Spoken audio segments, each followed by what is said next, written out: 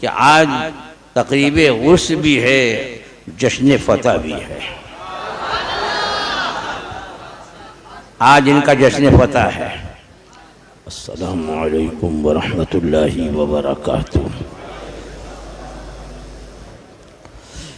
نحمده ونصلي ونسلم على حبيبه الكريم، أما بعد،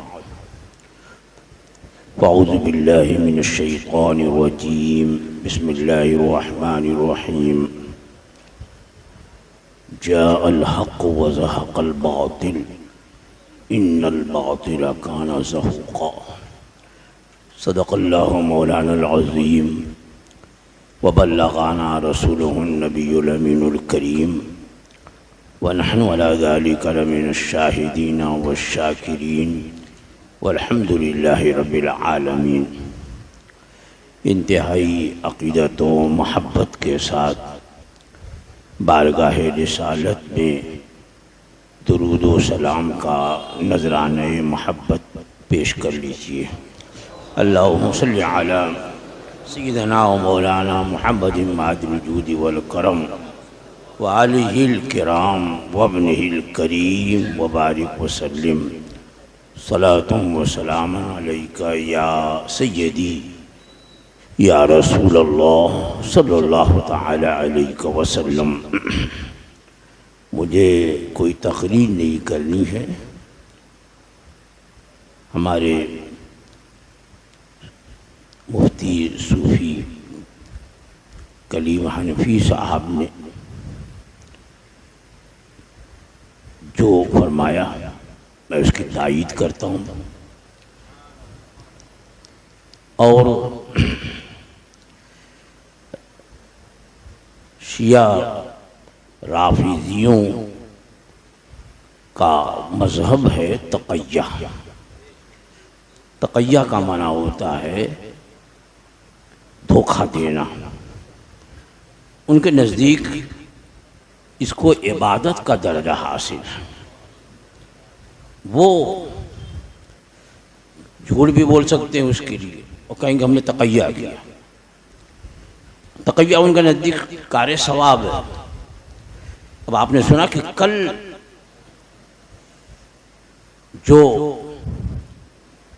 مناظرے کی صورت پیش کی ہے وہ ان لوگوں کی طرف سے بالکل دھوکے پہ مبنی ہے۔ آپ نے یہ بھی سنا کہ جیسے ہی ان کے لنک میں داخل ہوتے ڈسکنیکٹ کر دیتے ہوئے۔ اب ظاہر بات ہے کہ جب وہی بولتا رہے سامنے والے کی آواز وہاں سے ریلے نہ ہو تو لوگ کیا سمجھیں گے؟ اس لیے ضروری تھا کہ یہ بات بتا دی جائے لوگوں کو کہ وہ خود بولتا رہا اور بار بار کہتا رہا کہ وہ نہیں آئے نہیں آئے نہیں آ رہے۔ اب جو تم نے راستہ ہی بند کر دیا ہے۔ اس لیے میں تو یہ آن لائن مناظرے کا قائل بھی نہیں۔ مناظرہ آمنے سامنے ہو، عوام خود فیصلہ کر دے گی۔ اس کا جو موقف ہے نا، اور وہ جو شیخین کریمین سیدنا صدیق اکبر سیدنا فاروق اعظم رضی اللہ تعالی عنہما کو معاذ اللہ کافر بتاتا ہے، جہنمی بتاتا ہے، نیتنیاہو سے بھی بڑا کافر بتاتا ہے معاذ اللہ۔ وہ جن کے بارے میں میرے آقا صلی اللہ تعالی علیہ وسلم نے جنتی ہونے کی بشارت بار بار دی، وہ جن کے بارے میں قرآن مجید نے فرمایا وَكُلًّا وَعَدَ اللَّهُ الْحُسْنَى، اللہ نے ہر ایک سے، ہر صحابی سے جنت کا وعدہ فرما لیا ہے، اور یہ بدبخت انہیں کافر کہتا ہے۔ تو یہ ایک عام مسلمان کو کافر کہنے والے کے بارے میں حدیث پاک بھی ہے کہ جس کو کافر کہا اگر وہ کافر نہیں تو وہ کلمہ، وہ قول خود کہنے والے پہ پلٹ آئے گا، وہ خود کافر ہے۔ اور تقیہ یہ مناظرے کا نام دیا، اپنی بات کیے جا رہا ہے، سامنے والے کی بات کو داخلی نہیں ہونے دیتا۔ اس لیے آج انہوں نے جو صفائی دی، جس انداز سے حقائق کو آشکارا کیا ہے، یہ ضرورت ہے کہ آپ دوسروں تک پہنچائیے۔ اور آن لائن نہیں، اگر آمنے سامنے کوئی بھی آ جائے، اہل حق کسی سے گھبراتے نہیں، کتنا ہی بڑا چرب زبان ہو، دقاق ہو، لیکن حق حق ہے، جعل حق و زہق الباطل۔ اللہ فرماتا ہے حق آ گیا، باطل چلا گیا۔ آمنے سامنے ہو تو یہ ہمارے عوام خود ہی فیصلہ کر دے کہ کون حق پر ہے کون باطل ہے، وہاں اس کی چٹنی بھی نہیں ملے گی۔ جو شیخین کریمین کو کافر کہے، کون مسلمان گوارا کرے گا اور برداشت کرے گا؟ واقعی اہل ایمان ہے تو میدان میں تو آتا۔ یہ کیا لنگ لے کر بیٹھا ہوا امریکہ میں، وہ بھی یہاں کہیں قریب میں نہیں، قریب میں ہوتا تو شاید ہوتا تک پہنچ جاتے لوگ نعرہ لگاتے ہوئے، وہ اتنی دور ہے کہ وہاں پہنچیں گے بھی نہیں۔ بہرحال حق واضح ہو گیا، وہ باطل ہے اور باطل ہمیشہ خائب و خاسر رہے گا۔ آج یہ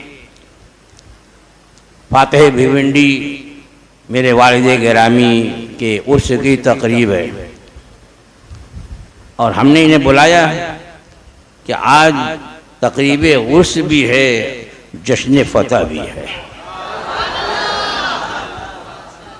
آج ان کا جشن فتح ہے۔ بھئی ہار تو بالکل صاف ہے نا، جب آپ اپنی لنک میں گھسنے ہی نہیں دے رہے ہو، یعنی اتنا خوف زدہ، کچھ دیر تو بات کر لیتے تو، اتنا خوف زدہ ہے کہ آنے ہی نہیں دے رہا ہے، اپنی بولے جا رہا ہے۔ اس سے بڑھ کر کے ہار کیا ہوگی؟ کچھ دیر بات کر لیتے، اور پھر اگر یہاں سے کسی طرح کی کمزوری ظاہر ہوتی تو کچھ بولتے تو اچھا بھی لگتا۔ تم نہ سننے کو تیار ہو، نہ اپنی لپ میں آنے دینے کے لیے تیار ہو، اپنی لپ میں انہیں داخل بھی نہیں ہونے دے رہے ہو، تو کس بات کا تم مناظرہ کرو؟ یہ تقیہ ہے، کھلا ہوا تقیہ، دھوکہ۔ یہ مناظرہ نہیں ہے، یہ تقیہ بازی اس نے کی۔ اس کو لوگوں پر عام کیا جائے، اور ہمارے اس تاج الشریعہ کے شعر نے اپنا حق ادا کیا ہے۔ اللہ تعالیٰ ان کی زبان میں اور تاثیر پیدا فرمائے، ان کے علم میں اور اضافہ فرمائے، اور پروردگار عالم ہمیشہ ہر میدان میں انہیں سرخرو رکھے، کامیاب رکھے۔ میں نے عرض کیا، میں نے کوئی تقریر نہیں کر دی ہے، بس ہمارے والد گرامی کا بھیونڈی والے ایک احسان یاد رکھیں، اس لیے کہ ہمارے والد کی جو خدمات تھیں اس وقت کے لوگ بہت کم رہ گئے، بات کی پیداوار انہیں معلوم نہیں ہے۔ ان کی ایک بڑی خدمت یہ ہے کہ ان کے یہاں آنے سے پہلے بد مذہبوں کا چہرہ لوگوں کے سامنے آیا اور واضح نہیں تھا۔ کسی بھی مسجد میں کوئی بھی امام رکھ دیا جاتا ہے، چاہے وہ وہابی ہو، کہاں سے پڑھا ہو، کوئی جانتے ہی نہیں تھے۔ مسجدوں میں اور مکاتب جو مدرسے چلتے ہیں اس میں پڑھانے والے وہ کون وہابی ہے، دیوبندی ہے، غیر مقلد ہے، یہاں تک کہ میں خود کوٹر گیٹ مسجد میں مدرسہ چلتا تھا، اور میں نے حفظ شروع کیا تھا، تو جس کے پاس بیٹھایا وہ خود جو حافظ تھا، قاری تھا، وہ خود وہابی تھا، پتہ ہی نہیں۔ اور جب میں جو ہے ضاد پڑھوں تو وہ کہے کہ نہیں ذات پڑھوں، تب میں نے آ کے والد صاحب سے کہا کہ وہ حافظ جی جو ہیں وہ ایسے پڑھاتے ہیں، تب یہ معلوم ہوا کہ وہ وہابی ہے، اور اس کو نکالا گیا۔ یعنی اس طریقے سے ہمارے مدرسے میں ہمارا سنی ٹریس، سنی مسجد اور وہاں جو سنی بچے پڑھنے آتے پڑھانے والا وہابی تھا۔ اس سب سے بڑا ان کا کارنامہ یاد رکھیے گا میرے بچوں، میرے بزرگوں، میرے دوستوں کا کارنامہ کہ انہوں نے دونوں کے درمیان، حق اور باطل کے درمیان فرق واضح کیا اور مسلک اعلیٰ حضرت کو واضح بھی کیا، اس کی پہچان بھی کرائی۔ یہ سب ان کے بعد آنے کے بعد ہوا۔ جب وہ تشریف لائے، سب سے پہلے وہ دارالعلوم سمدیہ میں شیخ الحدیث بن کر آئے۔ اب وہ دارالعلوم میرے خیال میں ختم ہو گیا ہے، سمدیہ اسکول ہو گیا، ورنہ پہلے صرف دارالعلوم کے لیے عبدالصمد سیٹھ نے بڑی عمارت، بڑی جگہ بنائی اور اس کے ذرائع آمدنی بھی انہوں نے رکھے، لوم بھی چلتا تھا، بڑی آمدنی کے ذریعے تھے۔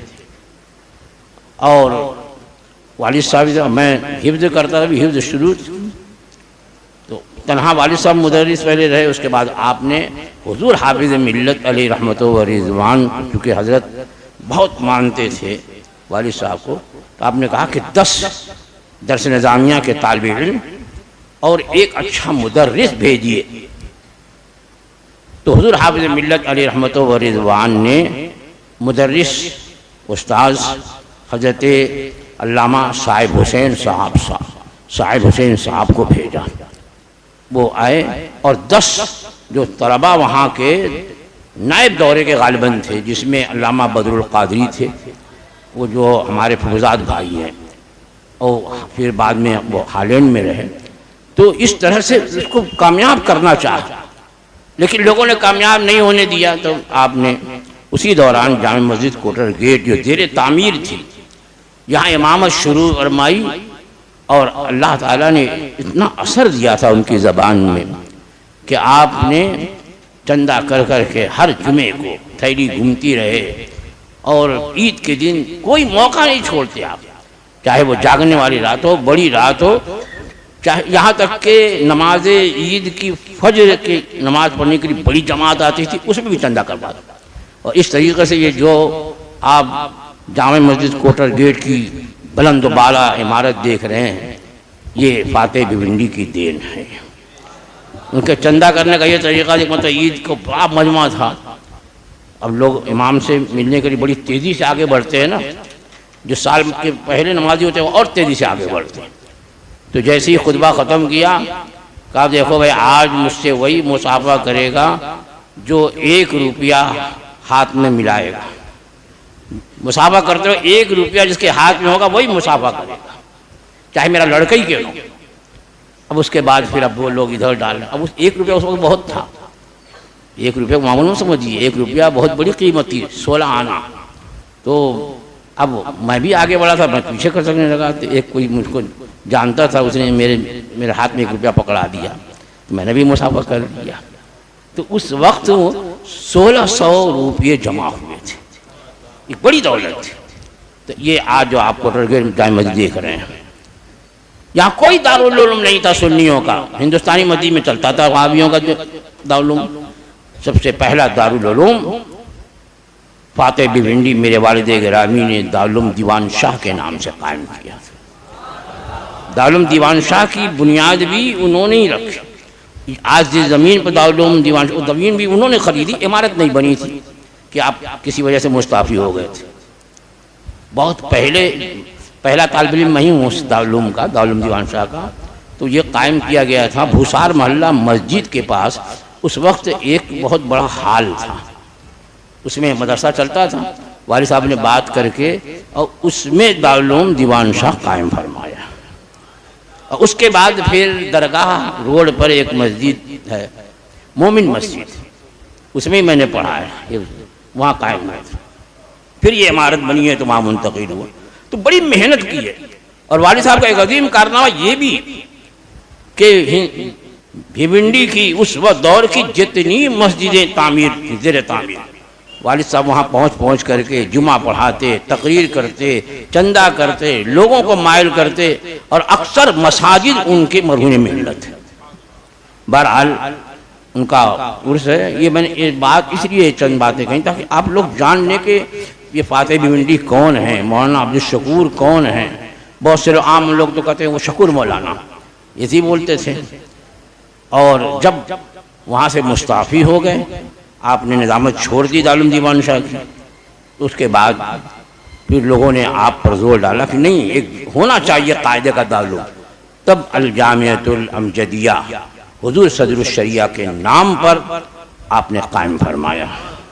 اور سب سے پہلے غیبی نگر میں جہاں الجامعۃ الامجدیہ ہے اس کی زمین خریدی تو لوگ بہت سے کہہ رہے ہیں مولانا کہاں ویرانے میں چلے گئے، اس لیے کہ یہ سب کوئی آبادی نہیں تھی. یہ مسجد بھی جو ہے وہ بہت بعد کی ہے، اور والد صاحب اس کی ایمرجنسی تعمیر میں والد صاحب کا بہت بڑا ہاتھ ہے.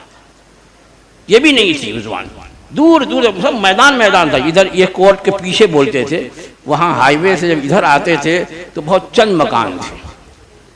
اور یہاں زمین خریدی تو لوگ کہتے تھے کیا ویرانے میں مولانا نے جو ہے لوگوں کا پیسہ برباد کیا.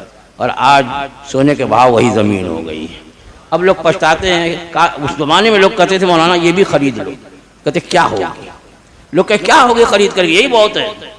وہ زمانے بہت لگتی تھی لیکن آبادی بڑھ گئی تو تنگ ہو گئی ہے. تو ان کے سب کارنامے ہیں جو بھیونڈی والوں کے لیے خاص طور سے یادگار ہیں. اگر انہوں نے کوششیں نہیں کی ہوتی تو یہ فرق جو ہے حق اور باطل کا عوام اس سے آگاہ نہیں ہو پاتی تھی. یہاں ابو الحقانی کو بلا لیا، ارے حقانی ابو الحقانی کر رہا، ابو الحقانی تو بعد میں ہوئی، حقانی پہلے ہوا، باپ بعد میں. تو یہ حقانی جو ہے آیا تو یہاں ان لوگوں نے اس کا جلسہ کرا اور حقانی کی تقریر سن کر کے پاگل ہونے لگے. اور بہت سے جو چھپے ہوئے وہابی تھے کھل کر کے آ گئے. اس وقت والد صاحب نے لوگوں کے ایمان اور عقیدے کی حفاظت کے لیے مناظرے کا چیلنج کیا تھا وہابیوں کو، اور یہاں علماء کی ٹیم بلائی. علامہ ارشد القادری جمشید پور میں تھے، اب وہ بہت مصروف تھے، ان کے پاس خط لکھا. حضور مجاہد ملت کے پاس حضور مجاہد ملت تشریف لائے، انہوں نے بھی کہا کہ علامہ ارشد القادری کو لاؤ. تو آپ گئے یہاں سے مبارک ہو. حضور حافظ ملت علی رحمت و رضوان سے گزارش کی کہ آپ علامہ ارشد القادری کے نام خط لکھ دیں. حضور حافظ ملت بہت مانتے تھے، خط لکھا اور پھر وہی خط لے کے جمشید پور گئے اور وہاں سے علامہ ارشد القادری کو لے کر یہاں پہنچے. اس زمانے میں چوٹی کے علماء علامہ ارشد القادری ہوئے، علامہ مشتاق احمد نظامی ہوئے، حضور مجاہد ملت ہے، بڑے بڑے علماء بھیونڈی میں تشریف فرما تھے. رات میں تقریریں ہوتی، کتابیں چھپتی، تقسیم ہوتی، اور اس طریقے سے مناظرہ طے ہوا. لیکن شرائط مناظرہ میں ان کو پتہ چل گیا کہ ہم جیتنے والے نہیں ہیں، لہذا مناظرہ جو ہے کسی طریقے سے ان لوگوں نے روکوا دیا. تو بہرحال والد صاحب بڑے احسانات ہیں. اللہ تعالیٰ ان کی قبر پر ابر رحمت کی گہرباری فرمائے، اور اسی طرح سے ہر عالم کے اندر اللہ تعالیٰ مسلک کا درد رکھے اور مسلک کے لیے انہیں ہر وقت تیار رہنے کی توفیق عطا فرمائے. وآخر دعوانا الحمدللہ رب العالمین.